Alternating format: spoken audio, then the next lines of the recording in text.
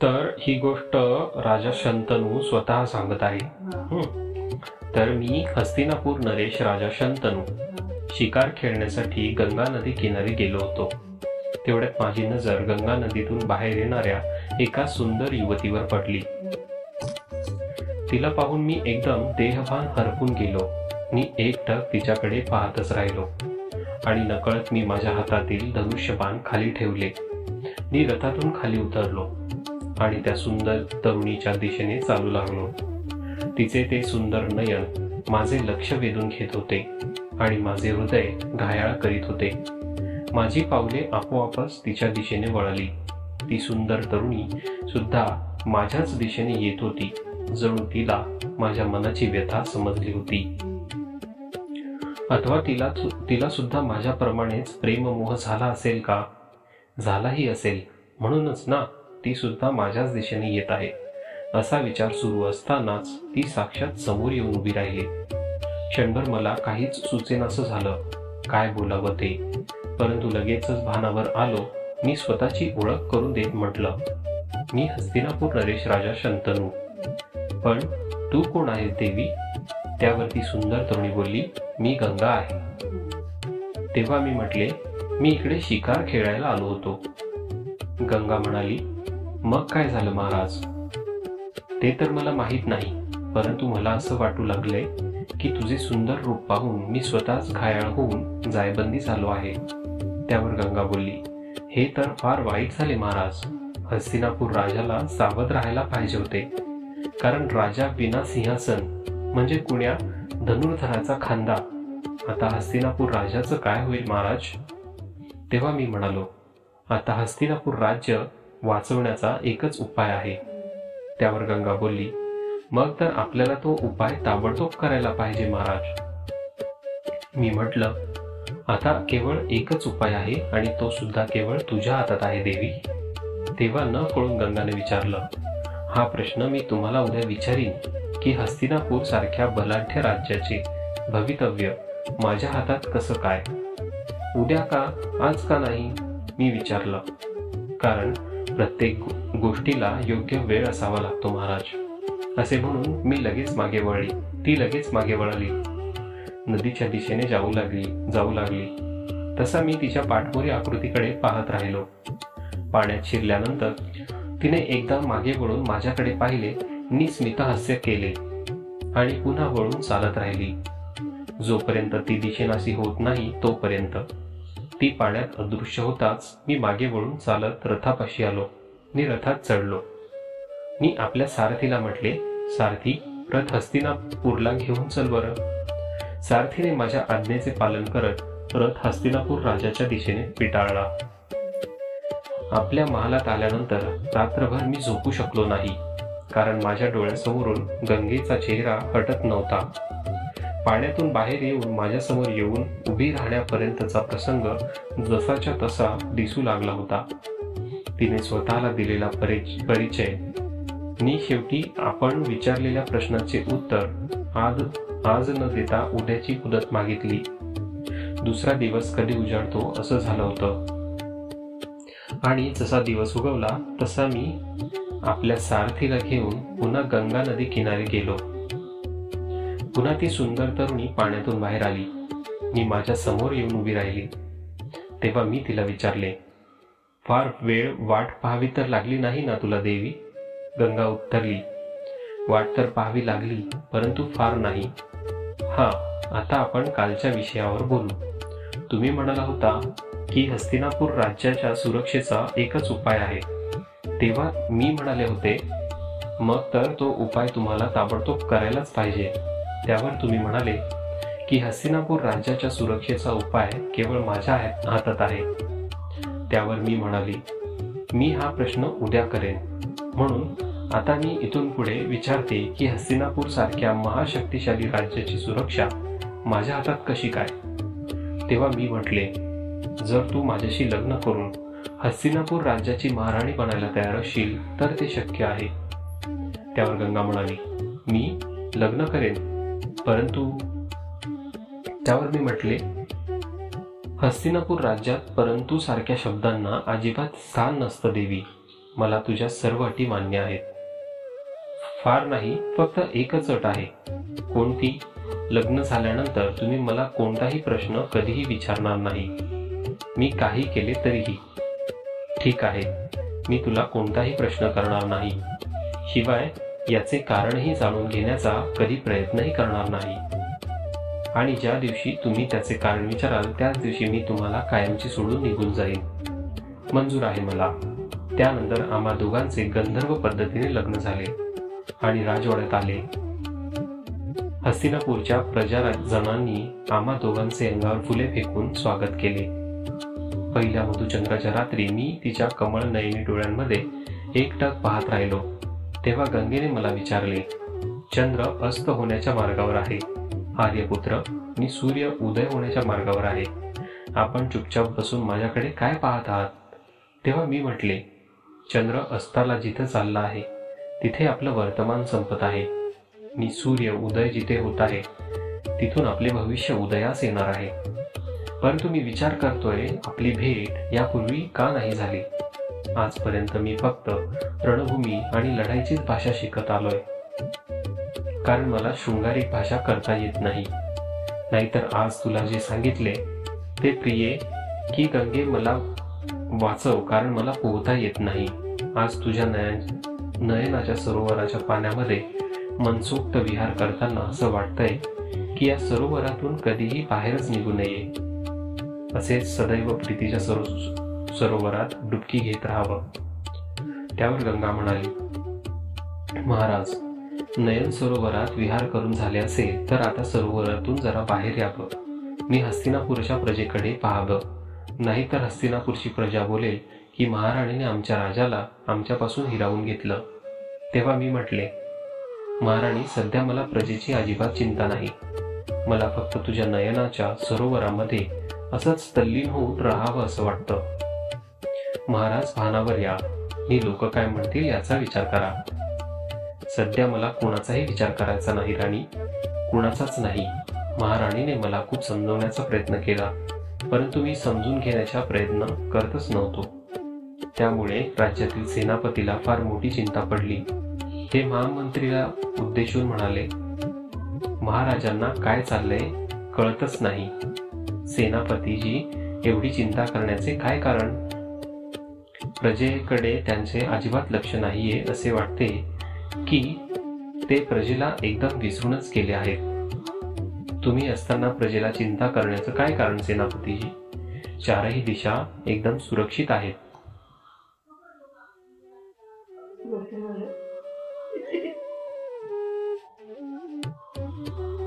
म्हणून काय झालं?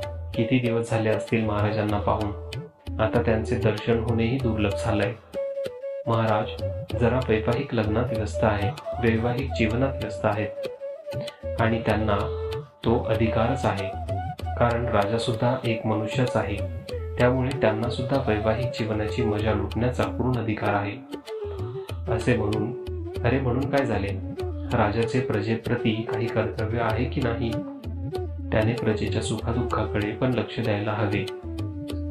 हो, बरोबर आहे, परंतु प्रजेचे पण कर्तव्य आहे की त्यांनी राजाला मनसोक्त वैवाहिक जीवनाचा आनंद लुटू द्यावे.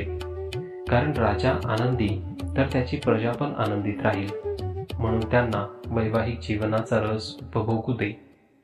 हो, पण किती दिवस? चिंता करू नका सेनापती. महाराजांना एकदा पुत्र तर होऊ दे, ते आपोआपच त्यातून बाहेर पडतील. असे सेनापती आणि महामंत्री या दोघांमध्ये चाललेले वार्तालाप मी माझ्या या कानांनी ऐकले. परंतु त्यांना रागवावे असे मला अजिबात वाटले नाही, कारण ते लोक माझ्याविषयी जे काही बोलत होते ते सारे सत्य होते.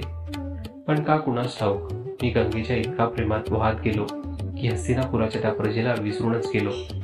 हे कृत्य माझ्याकडून झालेच कसे? जो राजा प्रजेच्या हितकल्याणासाठी झटत नाही त्याला राजा म्हणून घेण्याचा अधिकार नाही, असा माझ्या मनात विचार सुरू असतानाच अचानक एका लहान बाळाच्या रडण्याचा आवाज माझ्या कानी पडला. तशी माझी विचार शृंखला तुटली. मी पुन्हा गंगेच्या प्रेमपाशातून गुंतून गेलो.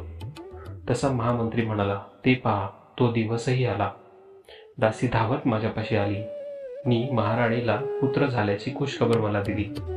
तेव्हा मी खुश होऊन एकदम त्या दासीला आपल्या गळ्यातील रत्नमोलाचा हार काढून दिला. मी विचारले की राजपुत्र दिसतोय कसा, म्हणजे त्याचे नाक डोळे कसे आहेत. त्यावरती दासी म्हणाली, एखाद्या चंद्रवंशी राजासारखेच आहेत. असे म्हणताच मी अजूनही खुश होऊन पुन्हा आपल्या गळ्यातील रत्नमोलाचा हार काढून त्या दासीच्या हातात दिला. तशी दासी तिथून निघून गेली. मी एकदम खुश होऊन येरझाऱ्या घालत होतो. अचानक माझी नजर महाराणीवर पडली. महाराणी राजपुत्राला घेऊन नदीच्या दिशेने निघाली होती. ते पाहून मला आश्चर्य वाटले.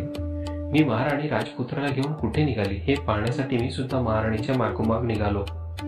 महाराणी गंगे नदीच्या काठावर गेली. मी अलगद नुकत्याच जन्मलेल्या राजपुत्राला नदीच्या पात्रात सोडून दिले. मला तर ते दृश्य पाहून त्यांचे फार दुःख झाले. परंतु मी त्याचे कारण महाराणीला विचारू शकत नव्हतो की हे तू का केले, कारण ते वचनबद्ध आहे. दिलेले वचन तोडू शकत नाही. अर्थात मला आता त्याचा पश्चाताप होतोय म्हणा. असं वचन मी महाराणीला दिलंच का, म्हणून की काय कोणीतरी म्हटलं, कारण जाणून घेतल्याशिवाय कोणालाही कधीही वचन देऊ नये. परंतु हा विवेक माणसाला जरा उशिराच सुचतो सर्व काही घडून गेल्यावर. माझंही तसंच झालं. मी वचनात अडकलो. मी महाराणीला कारण विचारू शकलो नाही. परंतु मला एक गोष्ट कळत नाही की जगातली कोणती जननी आपल्या नवजात बालकाची हत्या कशी करू शकते. हत्या करण्याचं तिला काय कारण असावं, काही कळत नाही. कारण विचारू शकत नाही. कारण विचारलं तर ती मला सोडून जाईल. काय करावं बरं. परंतु माझ्या प्रश्नांचं उत्तर काही मिळालं नाही. आणि मिळणार तरी कसं. सर्व मार्ग मीच नाही का बंद केले. कारण मीच वचनच तसं दिलं होतं की तिने काही जरी केले तरी मी तिला कारण विचारायचं नाही आणि त्या संदर्भात कोणताही प्रश्न तिला करायचा नाही. आणि केला तरी ती मला सोडून कायमची निघून जाईल. माझी अवस्था तर धरलं तर सावतं आणि सोडलं की पळतं अशी झाली होती. म्हणूनच की काय मला गप्प बसण्याव्यतिरिक्त दुसरा पर्याय उरला नव्हता. म्हणूनच मी तिला कोणताही प्रश्न केला नाही. महाराणीने त्यांच्याकडे एक नजर पाहिले. मी स्मितहास्य केले, तिथून निघून गेली. त्यानंतर दुसऱ्या राजपुत्राच्या वेळी सुद्धा महाराजांनी तेच केलं आणि मी हतबल होऊन फक्त आपला हात मळतच राहिलो. मी काहीच करू शकलो नाही. शेवटी नाईलाजाने मी आपल्या राजगुरूला भेटण्यासाठी त्यांच्या महाली गेलो. तेव्हा राजगुरूने मला आपल्या महाली येण्याचे कारण विचारले. एवढ्या रात्री माझ्याकडे येण्याचे कारण महाराज. मी प्रथम राजगुरूला नमस्कार केला आणि मग ते राजगुरूला म्हणाले की मी काळोखाच्या दलदलीत आहे. असं काही फसलोय की मला दिवस आणि रात्रमधील फरक देखील विसरलोय. मला काळोखा व्यतिरिक्त दुसरं काहीच दिसत नाही. त्यावर राजगुरू म्हणाले, जर कोणी मनुष्य आपले डोळे झाकून घेईल तर त्याला काळोखाशिवाय दुसरं काहीच दिसणार नाही. तेव्हा डोळे उघडून पहा जरा, म्हणजे ध्यानात येईल की सूर्य आपल्या नियमानुसार उगवतोही. झोपला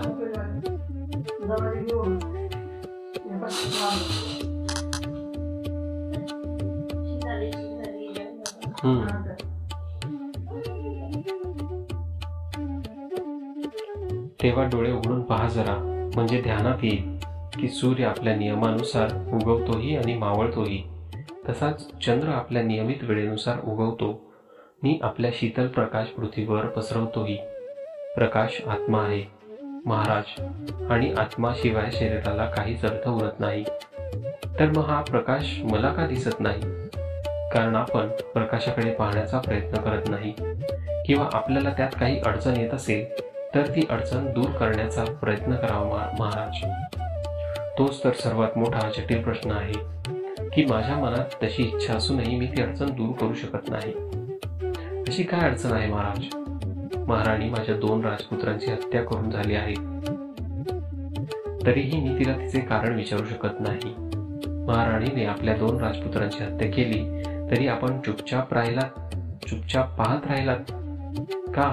विचारू का शकले नाही तुम्ही महाराणीला? कारण मी तसं वचन दिलं आहे तिला. पण खरं सांगायचं तर वचन देण्याचा आपल्याला अधिकार मुळीच नाही. कारण राजाचा प्रत्येक निर्णय हा जनकल्याणकारक असायला हवा. जो राजा स्वतःच्या पुत्रांचे रक्षण करू शकत नाही, तो आपल्या राज्याचे, प्रजेचे कसे रक्षण करणार? म्हणून महाराणीला आवश्यक तुम्ही विचारायला हवे की त्यांनी असे का केले. हो, मान्य आहे, मी एक राजा आहे, परंतु त्या व्यतिरिक्त मी एक व्यक्ती पण आहे. राजाला त्या व्यक्ती बनण्याचा अधिकार मुळीच नाही. राजा फक्त राजाच असतो आणि त्याने एक राजाचे जीवन हे जनसमुदायासाठी असते. राजन ते स्वतःसाठी नसते. आणि खरं सांगायचं तर आपण असे वचन देऊन राजधर्माचा भंग केला आहे तुम्ही महाराज. मी आपल्याकडे मदत मागायला आलो होतो राजगुरू, परंतु आपण एका राजाला मदत मागणे शोभत नाही महाराज. मग मी काय करू? आपण आपल्या वचनाच्या अग्नीमध्ये जळत राहा, हेच आपले भाग्य आणि हेच आपले प्रायश्चित्त सुद्धा. लांछन आणि अपमानाचे फटकारे खात राहा, म्हणजे स्वतःची मदत करू शकाल आणि कदाचित त्यातून बाहेर पडण्याचा एखादा मार्गही मिळेल. असे राजगुरू बोलले. त्यावर मी काहीच बोललो नाही, परंतु प्रजेमध्ये मात्र खळबळ माजली आणि चर्चेचा विषयही बनला. प्रजा आपसात बोलू लागली की एक आई आपल्या पुत्रांची हत्या कशी बरं करू शकेल. नाही म्हणणे आई ममतेचा सागर असते, कृपा सिंधू असते, परंतु इथं तर आईच आपल्या बाळाची कर्दनकाळ ठरली. त्यावर एक जण म्हणाला, मला तर विश्वासच होत नाही की एक आई असं कसं करू शकते. लगेच दुसरा व्यक्ती म्हणाला, करू शकते नाही, केलं आहे. महाराणीने आपल्या 3 राजपुत्रांची हत्या केली आहे. पण मी काय म्हणतो की महाराज का गप्प बसले आहेत? महाराणीला असं करण्यापासून रोखत का नाही? ते राजपुत्र केवळ महाराणीचेच तर नाही ना. अशी कोणती मजबुरी आहे ज्यामुळे महाराज बोलत नाहीत? ते माहीत नाही, परंतु काही ना काही कारण जरूर असेल. महाराज असेच जर गप्प बसले तर या हस्तिनापूरचा वारस कधीच राज्याला मिळणार नाही. आता 4था राजपुत्र जन्माला आलाय, त्याला तरी महाराज वाचवतात का ते पाहू. परंतु 4थ्या राजपुत्राला ही महाराणीने गंगामध्ये सोडले. त्यानंतर 5वाही राजपुत्र गंगा नदीमध्ये सोडला गेला. मी मात्र फक्त बघ्याची भूमिका करत होतो. त्यांनी यापूर्वी कधी स्वतःला कमजोर आणि निरुत्साही अनुभवले नव्हते. परंतु वचनाच्या बंधनात अडकलेला राजा दुसरं काय करू शकतो?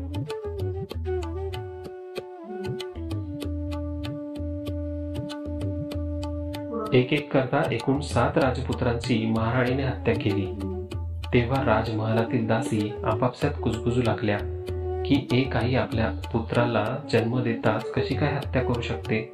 ही फार मोठी आश्चर्याची गोष्ट आहे. आणि महाराज सुद्धा महाराणीला काहीच बोलत नाहीत आणि राजकुमाराची हत्या करण्यापासून महाराणीला रोकत सुद्धा नाही. काय कारण असावं बरं? तशी दुसरी दासी म्हणाली, मला तर आता महाराणीला पुत्र झाल्याची खबर महाराजांना जाऊन द्यावीशी वाटत नाही, कारण थोड्याच वेळात त्याची हत्या केली जाते. एवढी कशी महाराणी निर्दयी मनाची आहे. जर पुत्रांची हत्याच करायची असेल तर त्या पुत्रांना जन्म तरी का देतात, काही कळत नाही. त्यानंतर 8व्या पुत्राच्या वेळी सुद्धा महाराणी राजपुत्राला घेऊन गंगा नदीवर निघाली. तेव्हा तिच्या पाठोपाठ मीही निघालो आणि जसे महाराणीने 8व्या पुत्राला नदीच्या पात्रात सोडण्यासाठी खाली ओनावली, तसेच महाराणीला रोखले, कारण संयमाचा बाण फुटला होता. तेव्हा महाराणीने मला विचारले, महाराज, आपण तर मला वचन दिले आहे की मला कधीही आणि कोणताही प्रश्न विचारणार नाही म्हणून. मग आज कसे का बरे विचारताय मला? वचन तोडायचं तर विचार नाही ना तुमचा? आणि तसे झाले तर त्याचा परिणाम काय होईल याची जाणीव तर आहे ना? का तेही विसरलात? तेव्हा मी म्हटले, मी काहीही विसरलेलो नाही, परंतु तू जे कार्य आरंभ केले आहेस ते मला कदापि मान्य नाही. कशी आई आहेस तू, जी आपल्याच बाळाचा जीव घेते? एवढी निर्दयी तर ती वानरीण सुद्धा नाही जेवढी तू निर्दयी आहेस. ती आपल्या बाळाचा जीव घेते, पण कधी? जेव्हा तिचा जीव संकटात येतो त्यावेळी. अर्थात तिच्या तोंडात जेव्हा पाणी जाऊ लागते तेव्हाच ती आपल्या बाळाला आपल्या पायाखाली ठेवून उडी मारून स्वतःचा जीव वाचवते. परंतु तू तर तिच्याही पुढे केलीस. तिलाही लाज वाटावी असे कार्य केले आहेस तू. महाराज, तुम्ही मला दिलेल्या वचनाचा भंग करताय याची जाणीव आहे ना तुम्हाला? हो, जाणीव आहे मला याची, परंतु ते वचन तुला एका चंद्रवंशी राजाने दिले होते आणि आज तुला जो प्रश्न करत आहे तो केवळ एक पिता आहे आणि बापाला प्रश्न विचारण्याचा पूर्ण अधिकार आहे की माझ्या पुत्रांची का हत्या तू करते आहेस. त्यावर गंगा म्हणाली, मी त्यांची हत्या केली नाही तर त्यांना शापमुक्त केले आहे आर्यपुत्र. तेव्हा मी न समजून घेतले, शापमुक्त? मी समुद्र नाही देवी. हो, मी आपणाला दोघांनाही इंद्र दरबारात शाप मिळाला होता, ते तरी आठवते का तुम्हाला. तिच्या तोंडचे हे वक्तव्य ऐकून मी एकदम गोंधळून गेलो, कारण मी कधी इंद्र दरबारात गेलोच नव्हतो. आणि गंगा म्हणते आम्हाला इंद्र दरबारात शाप मिळाला होता म्हणून, पण हे कसं शक्य आहे. म्हणून मी तिला विचारले, कधी आणि केव्हा गेलो होतो आपण दोघे इंद्र दरबारात. या जन्मी नाही तर मागील जन्मी. मी अजून गोंधळात पडलो, कारण मागील जन्मी मी कोण हेच मला आठवत नाही आणि हे इला कसं आठवतं हे जाणून घेण्या हेतू मी तिला विचारले, मागील जन्मी मी कोण होतो हे ठाऊक आहे का तुला. त्यावर गंगा उत्तरली, हो, मी सांगते ना तुम्हाला. कदाचित तुम्ही विसरला असाल, पण मी नाही विसरले काहीच. म्हणून मी आज तुम्हाला त्याबद्दल पूर्ण माहिती देते. मग तर सत्य मान्य कराल ना. मान्य करायचं की नाही ते नंतर ठरेल, परंतु तुला काय माहित आहे ते सांग. म्हणजे मागील जन्मी मी कोण होतो. महाराज, तुम्ही मागील जन्मी महाभीष नावाचे राजे होतात. मी ब्रह्मपुत्री गंगा. आम्हा दोघांना मृत्यू लोकामध्ये जन्म घेण्याचा शाप माझ्या पित्याकडून मिळाला होता. परंतु शाप मिळण्याचं कारण काय. आपण इंद्रदेवाचे मित्र असल्याने अप्सरांचे नृत्य पाहण्यासाठी इंद्र दरबारात येत असत. एके दिवशी असे झाले की मी देखील आपल्या पित्यासोबत इंद्र दरबारात आली होती. अप्सरांचे नृत्य सुरू झाले. एवढ्यात एक वाऱ्याची झुळूक आली. मी माझ्या खांद्यावरील पदर खाली ढळला. तेव्हा इंद्र दरबारात बसलेल्या सर्व देवतांची नजर खाली झुकली. आपण मात्र एकटक माझ्याकडे, मी तुमच्याकडे पाहत होती. मला खाली पडलेला पदरही उचलण्याचे भान राहिले नाही. म्हणून मी माझ्या पित्याला अर्थात ब्रह्माला भयंकर राग आला आणि त्यांनी आम्हाला श्राप दिला की तुम्ही दोघेही मृत्यू लोकात जन्म घ्याल. म्हणून आज आपण प्रश्न विचारल्याने मी श्रापमुक्त झाले. म्हणून आधी ठरल्याप्रमाणे मी आपणाला सोडून जात आहे. त्यावर मी गंगेला विचारले, ठीक आहे, आपल्या दोघांना श्राप मिळाला होता, परंतु त्यात माझ्या 7 पुत्रांना कोणत्या पापाची शिक्षा मिळाली. हे 8 वसू आहेत. हे 8 वसू आहेत. त्यांना वशिष्ठ मुनींनी शाप दिला होता की तुम्हाला मृत्यू लोकात जन्म घ्यावा लागेल म्हणून. पण नंतर का कुणास ठाऊक वशिष्ठ मुनींना त्या 8 वसूंची दया आली आणि त्यांना उपशाप दिला की जन्म घेताच तुम्हाला मृत्यू सुद्धा मिळेल आणि तुम्ही पुन्हा स्वर्गात याल. परंतु असं वाटतंय की या पुत्राचा अजून कर्मभोग संपलेला नाही, म्हणून याला जीवदान मिळाले आणि माझी आता निघायची वेळ झाली. तेव्हा मी म्हटले, पण माझा पुत्र तर देऊन जा. त्यावर गंगा म्हणाली, महाराज, तो अजून खूप लहान आहे.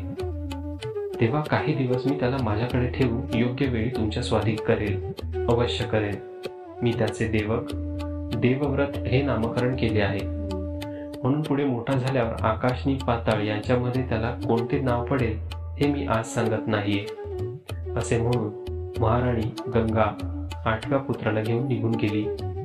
या वेळापासून शंतनू महाराजांचे जीवन अर्थहीन झाले. जेव्हा जेव्हा मला गंगेची जास्तच आठवण येई, तेव्हा तेव्हा मी गंगेच्या काठावर जाऊन तासनतास नदीत उठणाऱ्या लाटांकडे एकटक पाहत राही. आज सुद्धा गंगेच्या काठावर मी उभा राहून त्या लाटांचे निरीक्षण करत होतो. थोड्या वेळानंतर मी मागे फिरून आपल्या रथाजवळ आलो. मी रथात आरूढ झालो. मी सारथीला म्हटले, सारथी, रथ हाका. तेव्हा सारथीने विचारले, कोणत्या दिशेला जायचं आहे महाराज. तेव्हा मी म्हटले, जिथे तुला घेऊन जायचे असेल तिथे चल. असे मी म्हणताच सारथीने रथ हाकलला. थोडेच अंतर चालून गेल्यानंतर अचानक लहान बालकाच्या रडण्याचा आवाज आला. तसे मी त्या आवाजाच्या दिशेकडे पाहिले तर मला 2 सुंदर बालक रडत असलेली दिसली. मी रथातून खाली उतरलो. मी त्या बालकांपाशी गेलो. मला 2 लहान बालक तिथे दिसले, परंतु त्यांच्या जवळपास कोणीही नव्हते. फक्त कमंडलू होते. त्यावरून ती मुले कुण्या ऋषी मुलींची आहे असे सिद्ध झाले. परंतु त्यांची माता किंवा पिता कुणीही दिसेना. म्हणून मी सारथी त्या दोनही बालकांना उचलून घेतले आणि राजवाड्यात आणले. राजगुरूंची भेट घेतली तेव्हा राजगुरूंनी ओळखले की मी त्यांना काहीतरी विचारायला आलो आहे. तेव्हा राजगुरूंनी मला प्रश्न केला, महाराज, आपण मला काही विचारू इच्छिता का? तेव्हा मी म्हटले की राजगुरू, ही दोन बालके मला जंगलात सापडली.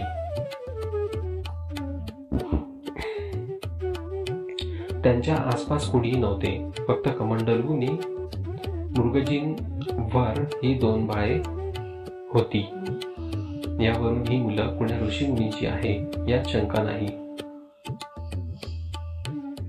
तेव्हा राजगुरू म्हणाले, महाराज, आपल्या वीरण जीवनात ही दोन मुले संतान सुख प्राप्ती करून देण्यासाठी आली आहेत.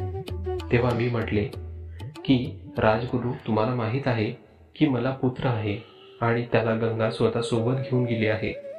परंतु आता तो मोठा झाला असेल आणि गंगेने दिलेल्या वचनानुसार त्या मुलाला आणून देणे हे तिचे परम कर्तव्य आहे. आणि मलाही पूर्ण खात्री आहे की गंगा आपल्या वचनाचं पालन करेल. म्हणून मी ती येण्याची वाट पाहतोय आणि ती येईल तेव्हा या मुलाशी मी न्याय करू शकणार नाही आणि राजा होण्याच्या नात्याने मी त्यांच्यावर अन्याय पण करणार नाही. म्हणून या दोघांच्या पालन पोषणाची सारी जबाबदारी आता तुमची आहे. आणि आजपासून या दोघांची नावे कृपा आणि कृपी असतील. एक मुलगा एक मुलगी, कृपा आणि कृपी. अर्थात मुलाचे नाव कृपा आणि मुलीचे नाव कृपी. या दोनही ऋषी मुनींच्या बालकांना माता पितेचे प्रेम तुम्ही द्यायचे आहेत. कारण माझे जीवन राजवाडा ते गंगा घाट यामध्येच सामावून गेले आहे. असे म्हणून मी आपल्या राजमहाली परतलो आणि त्यानंतर वेळेने असे चक्र फिरवले की 16 वर्षे कधी निघून गेली कळतच नाही. परंतु गंगा येण्याची चिन्ह मात्र अजूनही कुठेही दिसत नाहीत. एके दिवशी राजवाड्याच्या खिडकीतून गंगा काठाकडे पाहत असताना अचानक माझी नजर एका ठिकाणी स्थिर झाली. कारण गंगेचे पाणी बाणाचा बाण घालून कोणीतरी गंगेचे पाणी अडवले होते. ते दृश्य पाहताच मी आपले धनुष्य बाण उचलून नदीच्या दिशेने निघालो आणि मी जसा गंगेच्या काठावर पोहोचलो तसं मी धनुष्याला बाण लावला आणि प्रत्यंच्या खेचणार तेवढ्याच समोरून गंगा पाण्यातून बाहेर येताना दिसली. गंगेला पाहताच मी मंत्रमुग्ध होऊन तिच्याकडे पाहत राहिलो. ती माझ्या अगदी जवळ आली. मी म्हणाली, कसे आहात आर्यपुत्र? गंगे, तुझी वाट पाहता पाहता मला कंटाळा आलाय. माझा प्राण कंठाशी आलाय. तुझ्या विना काहीच प्रिय वाटत नाही मला. म्हणून तू माझ्या सोबत राहा. महालात चल. आपण तेथे सुखाच्या सागरात विहार करू. ते आता शक्य नाही महाराज. का शक्य नाही देवी? पाण्याच्या प्रवाहाला जसे उलट दिशेला वाहायला जमत नाही तसे एकदा सोडला तर त्या दिवशी त्या राजवाड्याचे सर्व दरवाजे बंद झाले माझ्यासाठी. जशी एखादी मृत व्यक्ती एकदा संसार सोडून बाहेर पडते की ती परतून पुन्हा कधी येत नाही, त्याच मार्गातले सर्व दरवाजे बंद होतात. ती व्यक्ती तुमच्या स्वप्नात येऊ शकते, जीवनात नाही. अर्थात मी राजवाड्यातच काय तर तुमच्या जीवनातही पुन्हा दाखल होऊ शकत नाही. आपला आणि माझा तेवढाच सहवास होता. मी शापमुक्त झाले तेव्हा पुन्हा तुमच्या जीवनात येऊ शकत नाही. कारण मी आता तुमचा भूतकाळ आहे आणि भूतकाळ कधी वर्तमान काळात बदलत नाही. आता मी आले मी फक्त आपला पुत्र देण्यासाठी, बस. आणि तो पहा तुमचा पुत्र. गंगेने बोट केलेल्या दिशेकडे मी पाहत म्हणाले. मी पाहिले तेव्हा 16 वर्षाचा एक सुंदर बालक मला दिसला. त्याच्या हातात धनुष्य आहे आणि त्याने तो ताणला आहे आणि त्याने बाण सोडला. एका क्षणात मगाशी बाणाने बांधलेला एक बाण तोडून टाकला. तसे पाण्याचे पात्र पूर्वीप्रमाणे वाहू लागले. गंगेने हाक मारून त्या राजकुमाराला आपल्यापाशी बोलवले. तो जसजसं जवळ आला तसच गंगा म्हणाली की हा आपला पुत्र आणि पुत्र देवव्रत, हे आपले पिता महाराज. असे म्हणून माझ्याकडे तिने बोट केले. ती बोलली, आपल्या पिता महाराजांना प्रणाम कर. तसे देवव्रतने मला नमस्कार केला आणि आपल्या पुत्राला मी आशीर्वाद देत म्हणालो, तुझं नाव काय? माझं नाव देवव्रत आहे.